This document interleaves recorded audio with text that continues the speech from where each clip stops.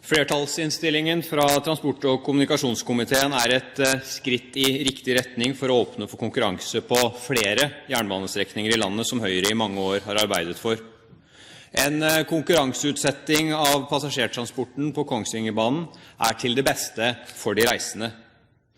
Gjøvikbanen ble konkurranseutsatt av regjeringen Bondevik II, og konkurransen ble vunnet av NSB selv.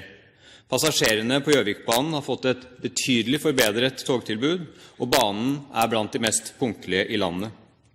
Hovedkonklusjonen i en evaluering som Transportøkonomisk institutt har utført på oppdrag fra Samferdselsdepartementet sier, sitat, «Konkurranseutsetting av Gjøvikbanen har bidratt til lavere kostnader for det offentlige og bedre tilbud for passasjerene uten at dette har gått på bekostning av de ansattes lønns- og arbeidsbetingelser.» Sitat slutt. Rapporten konkluderer med at mange av målene med konkurranseutsettingen nådd. Dette gjelder både reduserte kostnader, et bedre togtilbud og et høyere passasjertall. Og dette også i tråd med en rekke europeiske erfaringer.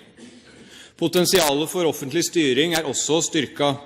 Samferdselsdepartementet har fått økt kunnskap og kompetanse om jernbane som følge av prosessen, og dermed også bedre forutsetninger for å stille krav til utforming av persontransport med tog, fortsatt ifølge den samme rapporten. En samlet komité opptatt av å bedre togtilbudet for de reisende. Komiteens mindretall trekker frem at en bedre infrastruktur det viktigste virkemiddelet for et bedre togtilbud. Det kan vi alle være enige om, men det utelukker ikke andre parallelle gode tiltak. Så det heller ingen hemmelighet at nettopp utskiftningen av infrastrukturen ikke går med rakettfart. At komiteens mindretall glade for at jernbanen har fått økt oppmerksomhet, heller ikke noe de reisende i stor grad merker noe til. Så har Høyre problemer med å forstå motargumenter som at mindretallet stiller seg tvilende til, og jeg understreker ordet tvilende, til om konkurranseutsetting rett medisin, eller påstanden om at det vanskelig for en ny aktør å stille med togsett og vedlikehold tilpasset norske forhold. Det må det jo være helt og holdent opp til eventuelle tilbydere å vurdere alene. Det samme mindretallet trekker også frem at Kongsvingerbanen har et begrenset omfang til å tiltrekke seg interessenter.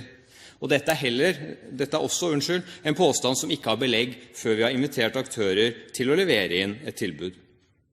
Transportøkonomisk institutt sier i sin rapport at konkurranseutsettingen på Gjøvikbanen ga det offentlige styrket styring.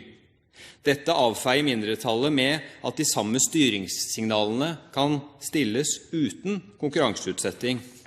Hvorfor har da ikke regjeringen benyttet dette virkemiddelet som både av TØI og fra komiteens mindretall blir trukket frem som et positivt virkemiddel?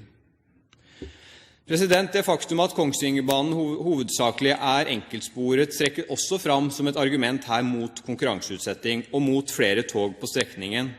Leser man imidlertid den nylig fremlagte utredningen fra Jernbaneverket selv med navnet «En jernbane for fremtiden, perspektiv mot 2040», så kan man altså lese at banen i dag kun har en kapasitetsutnyttelse på om lag 50% i makstimen på store deler av strekningen.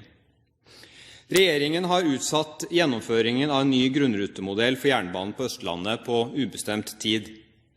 Alle partier enige om at det et stort etterslep på bygging og vedlikehold av jernbanens infrastruktur, og vi alle enige om at vi ønsker å tilby de reisende et bedre tilbud.